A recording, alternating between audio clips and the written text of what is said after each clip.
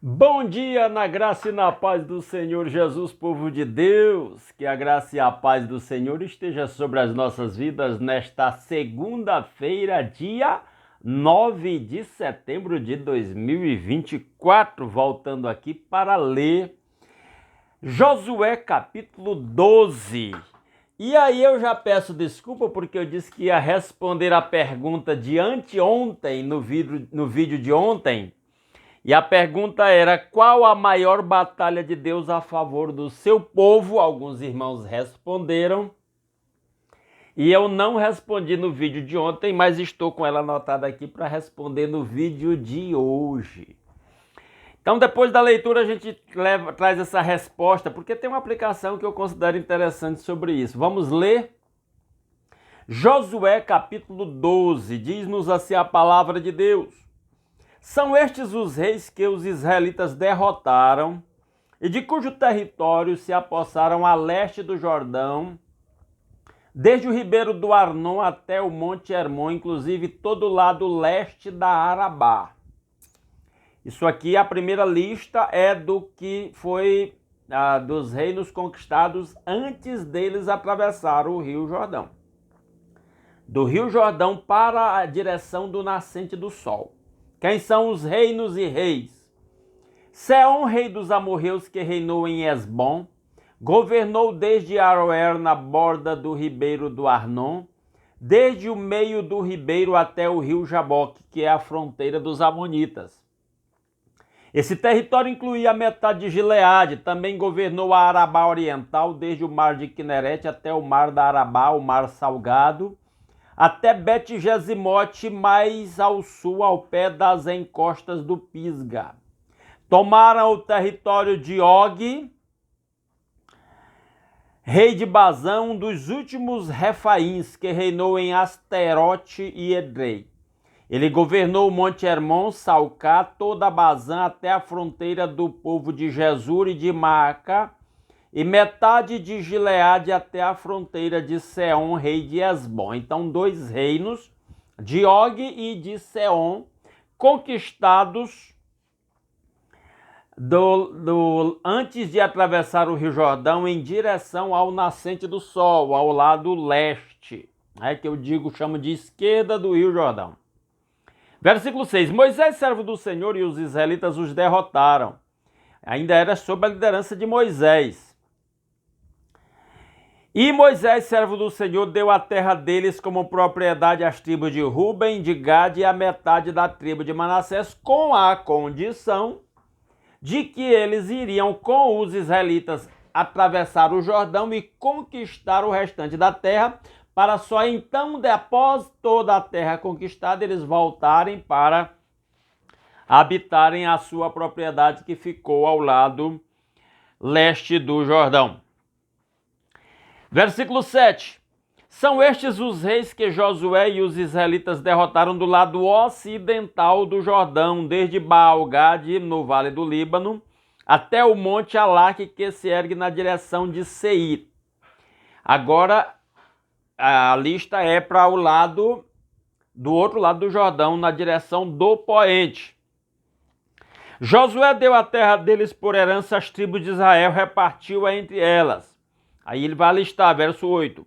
A Serra Central, a Safelá, a Arabá, as encostas das montanhas, o deserto e o Neguebe, as terras dos hititas, dos amorreus, dos cananeus, dos ferezeus, dos heveus e dos jebuseus.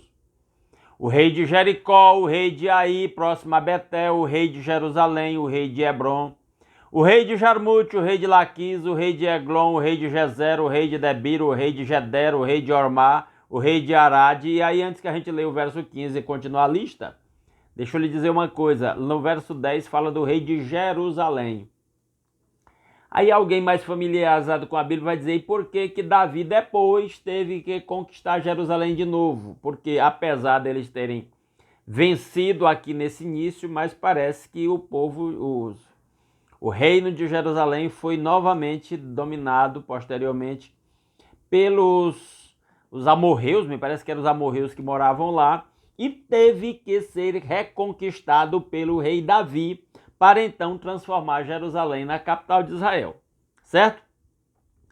Verso 15, o rei de Líbina, o rei de Adulão, o rei de Maquedá, o rei de Betel, o rei de Tapua, o rei de Éfer, o rei de Afec, o rei de Lazaron, o rei de Madom, o rei de Azor, o rei de Sinromeron, o rei de Axaf, o rei de Tanak, o rei de Megido, o rei de Quedes, o rei de Jocneão do Carmelo, o rei de Dorem na Forte Douro, o rei de Goim de Gilgal, e o rei de Tirza, 31 reis ao todo, até aqui, do lado do poente, fora Og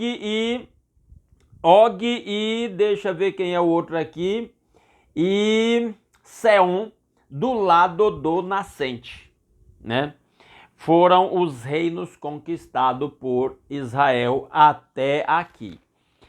E aí nas leituras seguintes nós vamos ver que ainda há muita terra para ser conquistada, que Josué vai sortear as propriedades entre o povo, e depois as tribos vão se unir umas às outras, mas não mais o exército todo de todas as tribos, para conquistar regiões específicas. É coisa que nós vamos ver na continuidade do texto. Mas, de certa forma, aqui já mostra uma grande vitória que Deus concedeu ao seu povo na conquista da terra prometida.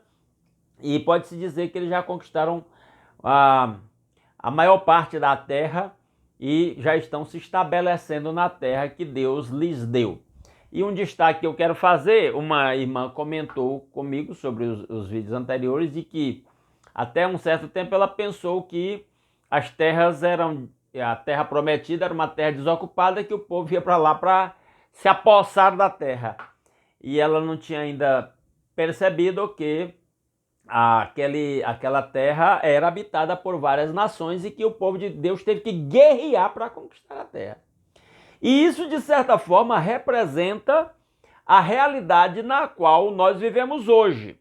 Deus tem promessas para nós, e há promessas que Deus vai nos dar simplesmente pela sua graça, sem que nós não tenhamos exatamente que fazer nada a não crer em Deus, mas haverá bênçãos que Deus vai nos abençoar desde que nós façamos a nossa parte. Desde que nós obedeçamos a Deus e enfrentemos as nossas guerras. Aí sim, aí Deus cumpre a sua promessa para aqueles que eles são obedientes e dispostos para enfrentar as batalhas. Não estamos falando aqui, nós estamos falando no texto de batalhas literais, com armas de guerra e espada e lança, essas coisas. Eu estou aplicando isso porque a nossa realidade hoje é outra. Não temos guerras atualmente como cristãos contra armas físicas, espada e essas coisas, mas nós temos outras guerras espirituais a enfrentar. Há outras batalhas que o cristão enfrenta. Então, a regra que valeu para eles vale para nós também.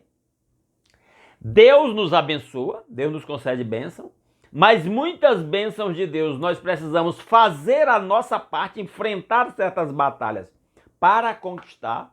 E Deus garante nos preparar, nos fortalecer, nos capacitar para obter as vitórias nessas batalhas, para então conquistar aquilo que Deus nos prometeu. É importantíssimo pensar nestas coisas desta perspectiva. Tá certo? Aqui é um capítulo bem pequeno, nós já terminamos de ler, é apenas uma lista rápida dos reinos que foram conquistados sob a liderança de Moisés antes de atravessar o Rio Jordão, apontando para o lado do nascente do sol, e os reis que até aqui foram os reinos que foram conquistados sob a liderança de Josué, do outro lado do Jordão, na direção do poente, que também é a mesma direção do mar Mediterrâneo. Então, e mostrando Deus cumprindo a sua promessa a favor do seu povo. Tá certo? E amanhã a gente continua essa leitura do livro de Josué. E agora eu quero compartilhar com os meus irmãos a resposta daquela pergunta. Me parece que eu tive 4 respostas. E eu diria que, da minha perspectiva, não sei se meus irmãos vão todos concordar com o que eu vou dizer. Da minha perspectiva, apenas a metade acertou a resposta dessa pergunta. A pergunta foi: qual a maior batalha de Deus a favor do seu povo? Já que nós estamos lendo sobre as batalhas do povo de Israel sob a liderança de Josué para conquistar a terra prometida, e vemos Deus lutando a favor do seu povo, utilizando o seu povo e até manifestações sobrenaturais do seu poder para destruir os inimigos e conceder a vitória ao seu povo. A pergunta foi: qual a maior batalha de Deus a favor do seu povo? E alguns irmãos mencionaram algumas batalhas. Por exemplo, houve quem falasse da batalha daquele pessoal de Abraão contra os 5 reis cananeus lá atrás, próximo de Sodoma e Gomorra, naquele tempo lá, em que Abraão, liderando 318 homens, né, e junto com os seus aliados lá, venceu aqueles 5 reis que haviam atacado e vencido 4 reis, me parece que é assim, depois eu lembro dos detalhes, e tinha levado Ló como cativo, Ló e sua família. E aí Abraão mobilizou os seus homens, foi lá, atacou aqueles reis, libertou Jó e venceu a batalha. No retorno, até ele agradeceu a Deus entregando os dízimos dos despojos conquistados na guerra, né? Houve quem mencionasse que esta foi uma das maiores batalhas que Deus concedeu vitória ao seu povo, que Deus batalhou, a pergunta na verdade é essa, que Deus batalhou pelo seu povo. Houve quem mencionasse aquela batalha do rei Josias. Me parece que os sírios ou assírios atacaram Israel e o rei Josias liderou o povo de Israel. Foi uma guerra em que o povo nem precisou lutar, apenas sacerdotes, os músicos tocando, cantando, louvando a Deus, e aí Deus mesmo desbaratou o exército inimigo e foi derrotado diante do povo de Deus. Ok, são batalhas grandes e significativas, mas quando eu perguntei isso, eu tinha outra coisa em mente. E aí 2 irmãos me responderam esta pergunta. Assim, dessa perspectiva que eu entendo. A maior batalha que Deus lutou e venceu a favor do seu povo foi lá no Getsemane, quando Jesus disse: Pai, se possível, afasta de mim esse cálice, contudo não seja feito o que eu quero, mas o que tu queres. E Jesus enfrentou a batalha contra a morte. Ali estava os 5 inimigos atacando o Senhor Jesus: a carne, o diabo, o mundo, o pecado e a morte. Ali eram a coalizão desses 5 inimigos, que são os 5 inimigos de todos nós, batalhando com Deus na pessoa do Senhor Jesus Cristo. E Jesus não cedeu a nenhum destes ataques. Na verdade, toda a vida terrena de Jesus foi uma batalha. E a cruz, a humilhação, as chicotadas dos soldados, a humilhação de cuspir no seu rosto, de expor a sua nudez, de açoitá-lo, né, por soldados romanos, Jesus foi açoitado. Foi a maior batalha que Jesus enfrentou, que Deus enfrentou a favor do seu povo, que é a igreja. As outras batalhas foram importantes, mas essa batalha selou o destino eterno de todos aqueles que creram em Cristo. O apóstolo Paulo disse que lá na cruz Jesus triunfou sobre principados e potestades. Ou seja, sobre as forças malignas de Satanás e suas hostes malignas, Jesus venceu-os na cruz. Essa foi a maior batalha. Se você concorda que essa foi a maior batalha, confirma aí nos comentários, né? Se você discorda, pode deixar o seu comentário também, não tem problema, nós não vamos brigar por causa disso. Se você gostou desse conteúdo, deixa um like nesse vídeo, compartilha aí nas suas redes sociais, com os seus amigos, como se diz. Se não gostou, deixa um dislike, aí eu uso a palavra da pessoa que eu sigo lá no YouTube, compartilha com os seus inimigos. É claro que eu falo isso com um tom de brincadeira, mas compartilhe o vídeo aí. E se alguém está nos assistindo, quem sabe pela primeira vez, e não está inscrito no canal, e gostou desse conteúdo e quer continuar acompanhando a leitura da Palavra de Deus, está convidado a se inscrever no canal. Beleza? Vamos orar então? Nosso Deus e nosso Pai maravilhoso, muito obrigado pelas incontáveis bênçãos com que o Senhor nos tem abençoado. Muito obrigado pela vida, pelo novo dia, pela família, pelo lar, pelo pão de cada dia, pela saúde. Obrigado pelo trabalho com que cada um ganha o sustento da sua família, a provisão do Senhor a favor do seu povo. Obrigado por poder começar esse novo dia meditando na palavra, alimentando o nosso espírito, buscando a sua face em oração, orando uns pelos outros, que a bênção do Senhor continue se multiplicando sobre a vida do seu povo. Ó Deus, que a bênção do Senhor esteja sobre os nossos lares, sobre as nossas famílias, sobre o nosso trabalho. Ó Deus, que cada casa seja um templo de adoração a Jesus, que a paz, o amor, a alegria e todos os demais frutos do Espírito Santo estejam presentes no meio dos lares, nas famílias, estabelecendo a paz entre os casais, entre os irmãos, entre os pais e os filhos, dando muita autoridade e sabedoria aos pais, para educar os filhos na disciplina e admoestação do Senhor. Que os nossos lares sejam lugares de segurança, de estabilidade, de crescimento físico, emocional, mental, ó Deus maravilhoso. Que as nossas casas, nossos lares sejam lugares de paz, de amor e de alegria do Espírito Santo. Que a bênção do Senhor esteja sobre o trabalho de cada um dos meus irmãos, fazendo prosperar. Ó Deus, abre portas de prosperidade para quem está desempregado. Dê sabedoria a cada um para administrar bem os recursos que o Senhor tem confiado a cada servo do Senhor. Para que vivamos com liberalidade e com prosperidade, na abundância de Jesus Cristo sobre as nossas vidas. Que a bênção do Senhor esteja sobre meus irmãos que estão enfermos, sobre aqueles pelos quais meus irmãos estão intercedendo, aquelas pessoas que nós sabemos que estão enfermas. Toca com o seu toque curador, quem está enfermo em casa, quem está enfermo no hospital, quem está na UTI, ou até para quem não há mais recursos na medicina tradicional. Ó Deus, que o Senhor faça milagres a favor do seu povo. Se o Senhor quer usar médicos, medicamentos, cirurgias, seja o que for, seja feita a sua vontade. Opera, mas opera a favor do seu povo, em nome de Jesus. Que a bênção do Senhor esteja sobre as nossas igrejas, sobre os pastores e demais líderes das igrejas.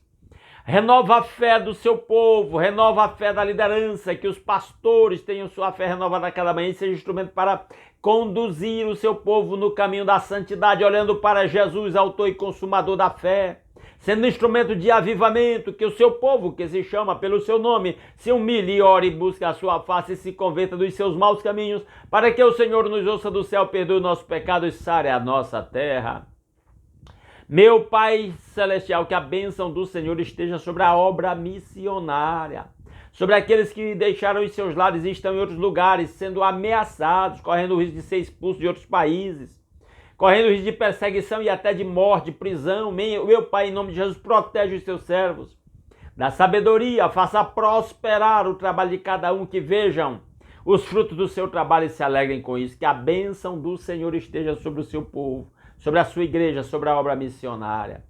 Que o seu povo esteja intercedendo, que o Senhor esteja levantando mais obreiros, vocacionando pessoas para seguirem para a linha de frente da batalha espiritual. Ó Deus maravilhoso, tudo isso nós pedimos, graças ao nosso Senhor Jesus Cristo e ao seu sacrifício em nosso lugar, que propiciou o perdão dos nossos pecados, a nossa reconciliação com o Pai e o privilégio de fazer parte do seu povo, do seu corpo. Nos deu livre acesso à sua presença pelo novo e vivo caminho. Que a bênção do Senhor esteja sobre a vida do seu povo, por onde nós quer que nós vá nessa nova semana. Para que sejamos instrumento para levar a bênção do Senhor para todos aqueles que cruzarem o nosso caminho.